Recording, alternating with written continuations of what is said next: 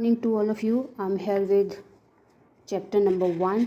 Let's go to school every day, class 4. As it is suggested by the name only, we can understand it is a lesson about go to school. सब लोग जो है, सारे बच्चे जो हैं वो स्कूल जाते हैं. हर कोई अपने अपने वे से स्कूल जाता है. डिफरेंट वे से लोग स्कूल जाते हैं. बच्चे हैं, कुछ बच्चे हैं जो चल के स्कूल जाते हैं, कुछ रिक्शा से जाते हैं, बाईसाइकिल और स्कूटर्स के मम्मी के साथ जाते हैं स्कूल. सम चिल्ड्रन जो हैं वो अपने पापा के साथ एक्टिवा पे जाते हैं. बट यहाँ पे जो है सबका मीन ऑफ कम्युनिकेशन अलग अलग है. But it is not same at every place. हर जगह पे सेम नहीं है. अगर आप वैन पे जाते हो तो ऐसा नहीं है कि सब लोग सारे बच्चे वैन से ही स्कूल जाते हैं. तो उनको स्कूल जाना बहुत चैलेंजिंग है. It is very difficult to go to school. हम यहाँ पे इंडिया के अलग अलग स्टेट्स की बात कर रहे हैं जहाँ पे लोग बहुत बच्चे जो हैं मुश्किल से स्कूल जाते हैं. बहुत सारे उनको डिफ़िकल्टीज़ फेस करने पड़ते हैं स्कूल जाने के लिए. तो वही इसी के बारे में लेसन है. पहला है कि मैं जो बच्चा है बोल रहा है कि मैं अहमदाबाद में रहता हूँ, मेरा स्कूल बहुत दूर है, तो मुझे वहाँ जाने के लिए ऑटो रिक्शा से जाना पड़ता है. और दूसरा एक बच्चा है वो बोल रहा है कि मैं रिवर के इस साइड में रहता हूँ और मेरा स्कूल दूसरी तरफ है, तो मुझे हर रोज़ ब्रिज क्रॉस करना होता है. राइट. ये जो है वो तो सीमेंट ब्रिज है. तो ये जो सीमेंट ब्रिज है it is made up of cement, bricks, iron rods. ये जो सीमेंट ब्रिज है वो बना है सीमेंट से, ब्रिक्स से मतलब ईंटों से, रेत से और लोहे की रॉड से बना है. और उसके ऊपर स्टेयर्स भी हैं. राइट. उसके बाद ये जो बच्चे हैं वो बोल रहे हैं कि हम वेट द्वारका में और ऐसी ही किसी जगह पे रहते हैं जो हमेशा जहाँ पे हमेशा पानी भरा ही रहता है. बहुत बारिश होती है, पानी हमेशा भरा रहता है. तो ये लोग जो हैं वो बोट से स्कूल जाते हैं. उनको हर रोज़ बोट से स्कूल जाना पड़ता है. ओके. नेक्स्ट जो है वो बच्चा रहता है हमारा डेजर्ट में मतलब रेगिस्तान में रहता है. तो वो बोल रहा है कि हमारे सब जगह जहाँ पे रेत ही रेत है, तो हम जो है रेत जो है बहुत गर्म हो जाती है, बर्निंग हॉट, बहुत जल रही होती है दिन में. पर हम कैमल कार के ऊपर बैठकर स्कूल जाते हैं. कैमल कार की हेल्प से हम लोग स्कूल जाते हैं. और एक बच्चा है वो बोल रहा है कि हम रहते हैं विलेज में, गांव में रहते हैं, तो हम बुलक कार्ट पे स्कूल जाते हैं. और जो बुलक कार्ट है वो ग्रीन फील्ड्स को क्रॉस करके जाता है. अगर बहुत तेज़ धूप और बारिश होती है तो हम अम्ब्रेला यूज़ करते हैं. अभी ये जो लड़कियां बोल रही हैं कि हमारा जो स्कूल है वो बहुत दूर है. पहले तो हमारे गांव में गर्ल्स को स्कूल भेजा ही नहीं जाता था, बट अभी सबको बाईसाइकिल मिल गए हैं तो वो लोग बाईसाइकिल से स्कूल जाते हैं. यहाँ पे माई वैन, मेरा जो घर है वो मेरे स्कूल से बहुत दूर है, तो स्कूल वालों ने हमारे लिए बस अरेंज की है. आपने देखा है हर स्कूल में बसेस होती हैं, तो मैं स्कूल जाता हूँ बस में बैठ के, वैन में. यहाँ पे वैन का एक सॉन्ग भी है. नेक्स्ट जो है वो बच्चे बोल रहे हैं कि हम स्कूल जाते हैं जंगल को क्रॉस करके. हमारे रास्ते में जंगल आता है, तो हर रोज़ हमें जंगल को क्रॉस करके स्कूल जाना होता है. ये कहाँ की बात है? गिर फॉरेस्ट में वो बच्चे रहते हैं. उनने कहा कि वो बहुत ही घना जंगल है जिसको हमें क्रॉस करके जाना होता है. और जंगल में एकदम शांति होती है. जब हम स्कूल जाते हैं तो हमें बर्ड्स और एनिमल्स की आवाज़ें भी सुनाई देती हैं. राइट. और हमें हर रोज़ उसी से गुजर के, उसी में से निकल कर स्कूल जाना होता है. ये जो नेक्स्ट हैं ये बच्चे रहते हैं माउंटेन पे मतलब पहाड़ियों पे रहते हैं. और इन लोगों के जो रास्ते हैं वो बहुत ही रॉकी एंड अनइवन है. अनइवन मतलब हमारे जैसे प्लेन रोड नहीं है, प्लेन रास्ते नहीं है. उनके रास्ते बहुत कभी ऊपर है कभी नीचे है, अनइवन है और बहुत पत्थर हैं उनके रास्ते में. वो बोल रहे हैं कि बाकी लोगों के लिए शायद ये डिफ़िकल्ट होगा रॉकी और अनइवन पाथ को क्रॉस करना, पर अभी हमें तो यूज़ टू हो गए हैं, हम इनको ईजिली क्रॉस कर लेते हैं. ओके. नेक्स्ट ये जो हमारी लड़की है निधि, ये बोल रही है कि मेरा नाम निधि है, मैं स्टैंडर्ड 4 में पढ़ती हूँ. पहले मेरे लिए स्कूल जाना बहुत डिफ़िकल्ट था. मेरी मम्मी हमेशा मुझे उठा के लेके जाती थी और लेके आती थी. बहुत डिफ़िकल्ट हो रहा था. फिर मुझे व्हील चेयर मिल गई है. अभी मैं अपने आप स्कूल चली जाती हूँ और अपने आप मैं वापस आ जाती हूँ. So it's easy for me to go to school. तो मेरे लिए ईजी हो गया है. नेक्स्ट है रोप वे. आपने कभी पावागढ़ और अंबाजी आप कभी गए हो तो आपने वहाँ पे इस ट्रॉली में सफ़र किया होगा. वो क्या है कि 2 रोप्स को हमें बांधा होता है माउंटेन से. एक जगह से ट्रॉली में हम लोग बैठ जाते हैं with the help of Motors और मशीन्स. वो चलती है हमारी ट्रॉली एक जगह से दूसरी पहाड़ी तक. उधर जाके वो गेट खुल जाता है और हम उतर जाते हैं. तो ये जो ट्रॉली है उसको हम बोलते हैं रोप वे. कौन सा रास्ता है? हम रोप की मदद से गए थे, रोप की हेल्प से. So it is a rope way. Next है वो हमें बोल रहे हैं कि हमारे देश में बहुत जगह पे ऐसा है कि हमारे स्टेट में मतलब गुजरात में बहुत सारी ऐसी जगह है जहाँ पे हमेशा से पानी भरा रहता है और बारिश चलती रहती है। पर उस बारिश के सीज़न में भी जो बच्चे हैं वो स्कूल जाते हैं, कैसे जाते हैं, वो बैम्बू ब्रिज क्रॉस करते हैं। बैम्बू ब्रिज जो होता है वो सीमेंट और ब्रिक्स का नहीं, एक्सेप्ट ऑफ दैट वो बैम्बूज का बना होता है, उसको लकड़ी से बनाया जाता है और रोप बंधी होती है, उससे लोग बच्चे जो हैं वो स्कूल जाते हैं।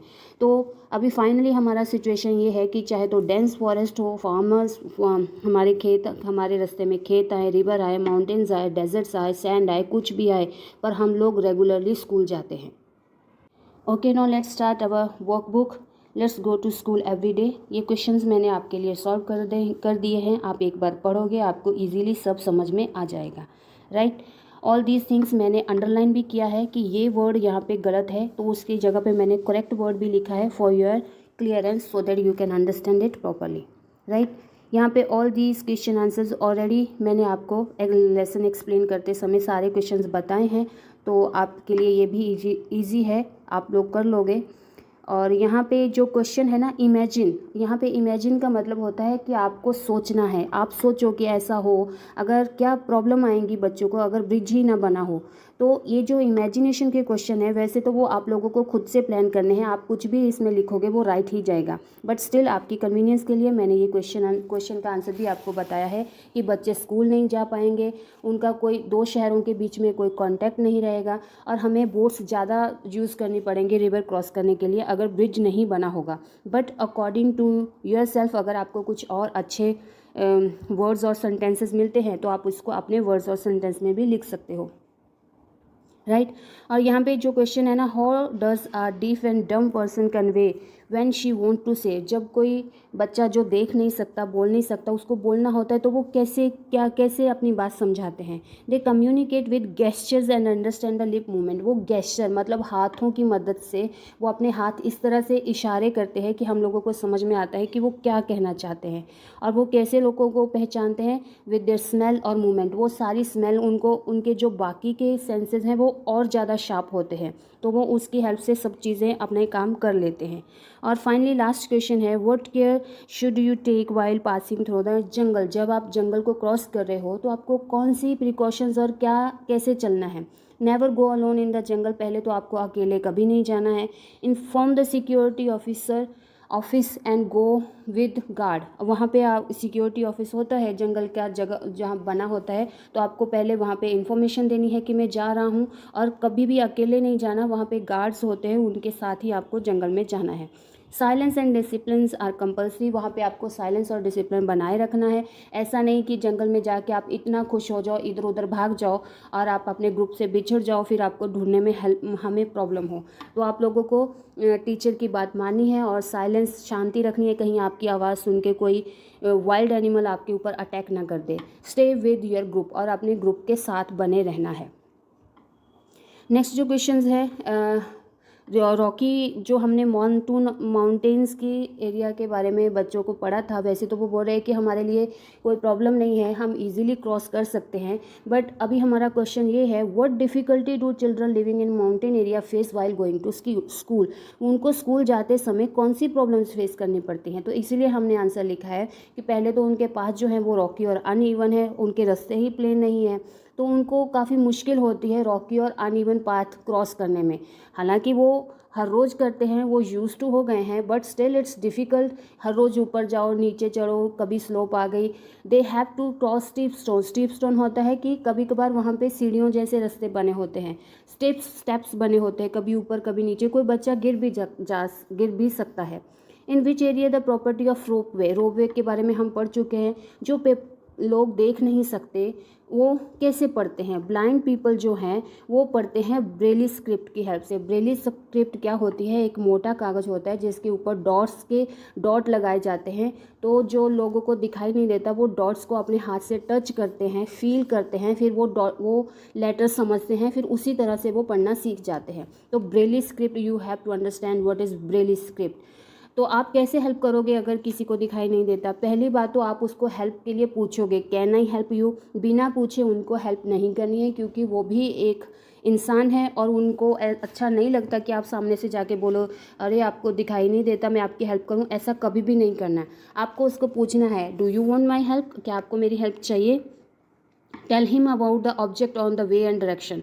अगर उसको आपकी हेल्प चाहिए तो आप उसको सिर्फ ये बता सकते हो कि आपके रास्ते में टेबल आ रहा है, आपके रास्ते में अभी चेयर पड़ी है, सिर्फ इतना बता सकते हो। Don't try to show him you are helpless. उसको कभी भी ये जताने की कोशिश नहीं करना कि आपको दिखाई नहीं देता, आप तो कितने हेल्पलेस हो। Don't do that. If possible help him to increase his confidence. अगर आप कर सकते हो तो आप उसको उसका कॉन्फिडेंस बढ़ाने में हेल्प करो। वो आप कैसे करोगे? यू आर वेरी इंटेलिजेंट, आप कितने अच्छे हो, कि इतना कुछ काम कर लेते हो, आप तो बहुत ज़्यादा काम कर रहे हो, इतना तो नॉर्मल बच्चे भी नहीं कर पाते हैं, आप तो बहुत ब्रिलियंट स्टूडेंट हो। तो आपको उनको ऐसी बातें बोलनी है जिससे उनका कॉन्फिडेंस बढ़ जाए।